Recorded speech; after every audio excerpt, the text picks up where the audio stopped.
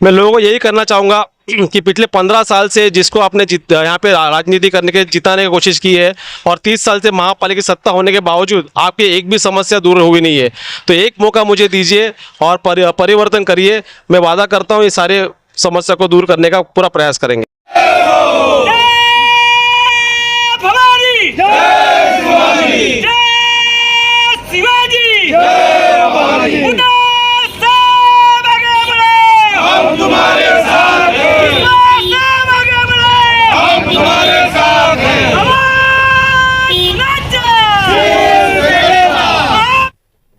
दोस्तों नमस्कार। चुनाव प्रचार काफ़ी ज़ोरों शोरों से शुरू है। हम आपको लगातार अपडेट देते जा रहे हैं अलग अलग क्षेत्र की। आज हमारे साथ बोईसर के एक प्रत्याशी, महाविकास आघाड़ी के प्रत्याशी डॉक्टर विश्वास बड़वी है। बोईसर क्षेत्र से इन्होंने नामांकन भरा है। क्या इनके क्या मुद्दे हैं, किस आधार पर ये चुनाव में उतर रहे हैं, हम जानेंगे। सीधे बात करते हैं, मुलाकात करते हैं। सर, सबसे पहले आपको बहुत बहुत बधाई कि आपने विधानसभा चुनाव के लिए नामांकन भरा है और आप अपना प्रचार में जुटे हैं। हम भी देख रहे हैं कि काफ़ी ज़ोरों शोरों से आपका प्रचार शुरू है। क्या आपके विजन है, क्या आपके मुद्दे हैं?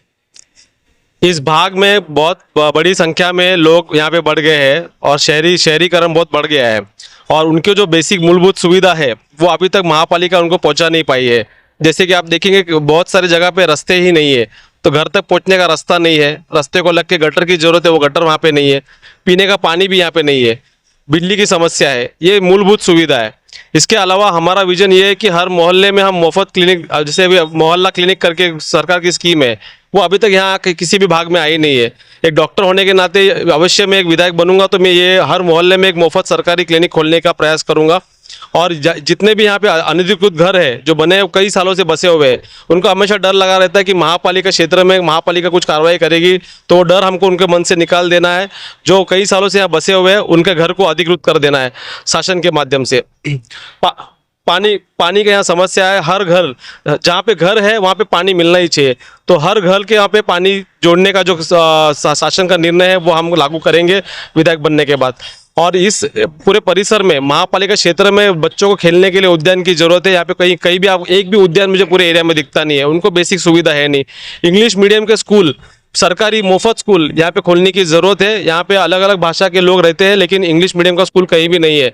आज अगर कंपटीशन में उतरना है तो आपको इंग्लिश मीडियम स्कूल से सीख के पढ़ के आगे डॉक्टर, वकील, इंजीनियर बनना है तो आपको इंग्लिश मीडियम स्कूल की यहाँ ज़रूरत है, जो सरकार ने यहाँ करना चाहिए था।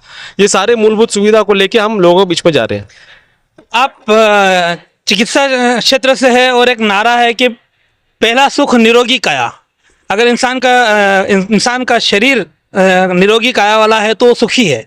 इसी क्षेत्र को लेकर मैं बात करना चाहूँगा। तो अपने इस पूरे परिक्षेत्र में, खासकर आपके इस विधानसभा क्षेत्र में चिकित्सा को लेकर काफ़ी लोगों को परेशानियां हैं। यहाँ आपने अभी मोहल्ला क्लिनिक की बात कही, लेकिन सरकारी तौर पर देखने जाए तो सरकारी मल्टी स्पेशलिटी हॉस्पिटल कहीं नहीं है। मुंबई तक भागना पड़ता है, या तो प्राइवेट में काफ़ी सारा पैसा। तो उसके लिए क्या आपका विजन है? दूसरी बात, ये हाईवे का पट्टा है, हाईवे पर नेशनल हाईवे होने की वजह से काफ़ी सारे एक्सीडेंट होते हैं, लोग इसीलिए कि उनको समय पर इलाज नहीं मिलता है अपनी जान गंवा देते हैं। तो इस बारे में आप क्या बेहतर कर पाएंगे? देखो, हाईवे का जो समस्या है, रोड तो पहले से हाईवे अच्छा खासा था, उसको टॉपिंग के नाम से नया टेंडर निकाला गया और पूरे रोड को खोद के पूरा उलझा दिया। इस शहर को पूरा मुंबई और गुजरात से डीलिंग कर दिया गया। तो ये बहुत ही गलत तरीके से काम चला है और इस पर किसी भी विधायक ने, किसी भी नेता ने बहुजन विकास आघाड़ी की आवाज़ उठाया नहीं। जब आपको ताकत दी गई है, लोगों ने ताकत दी है, तो आपका ये जिम्मेदारी बनता था कि आप जाके इसको आंदोलन करिए, मुद्दा उठाइए और ये रोड को सही करिए।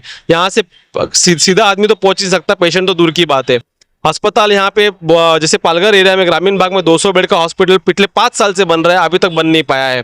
ग्रामीण या खानीवाड़े के यहाँ पे मैंने खुद अर्जी कोविड काल में मंत्रालय में दिया था आरोग्य विभाग में कि यहाँ पे अस्पताल की बहुत ज़रूरत है, और फॉरेस्ट की जगह अलॉट करके वहाँ पे खानीवाड़े में हमने एक ग्रामीण रुग्णालय की व्यवस्था करने का बंदोबस्त पत्र दिया था। उस पर काम अभी भी चल रहा है। तो ये सारे चीज़ों को फॉलोअप विधायक जी ने करना चाहिए था, अभी तक कुछ भी काम किया नहीं है।